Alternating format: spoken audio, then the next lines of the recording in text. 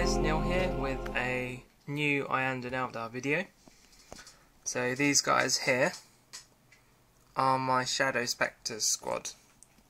So these aren't in the standard Games Workshop Codex, but are a Forge World unit whose rules are available to download at the moment. Haven't been updated from Imperial Armour 11 Doom of My Mirror, I think it is. And these are a sort of anti-tank unit. They have their sort of aspect weapon is the Prism Rifle, which is strength 6, AP 3, heavy 1 lance, which is quite nice. And they have, especially the weapons have a rule called Ghost Light, which means if you hit with 2 or more weapons with Ghost Light, you may choose to combine them into a more powerful shot.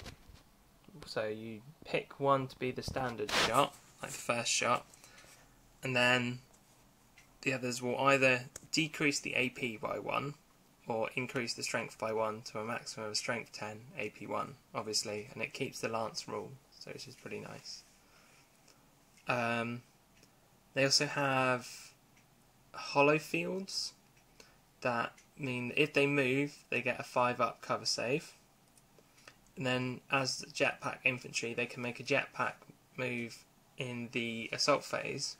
Even if they do so, their cover saves increase to 4+. But these cover saves can't be combined with rules such as Stealth Shrouded or the objective that gives you +1 cover save or anything like that.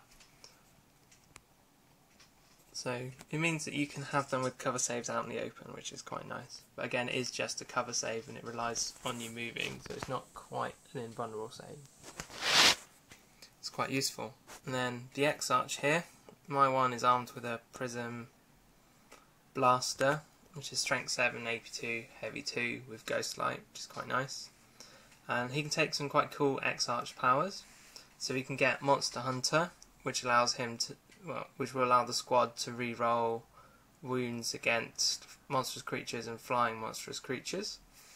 You can get Night Vision, so he ignores Night Fight, which might be useful, but they've only got an 18-inch range, so sort of might not be so useful. But it just depends how the game goes. Then he can get one called Shadow of Death, which is a sort of an aura, so all squads within 12 inches, well, all enemy squads within 12 inches of the X-Arch roll 3d6 for leadership tests and discard the lowest, so it sort of helps them to break enemies, which is quite useful. And I think he has a choice of 4, and the last one I think is hit and run. So yeah. So yeah, I'll put some pictures of these guys because they've got quite a lot of detail on the models, what I can get on the video, and they're one of my favourite units now that I've been using for a little bit. They sort of combine a bit of Swooping Hawk's manoeuvrability with Dark Reaper's shooting, which is nice. It gives you a mobile tank hunting unit, and they're quite cool. Yeah, so I'll put some pictures and I'll see you next time for another video.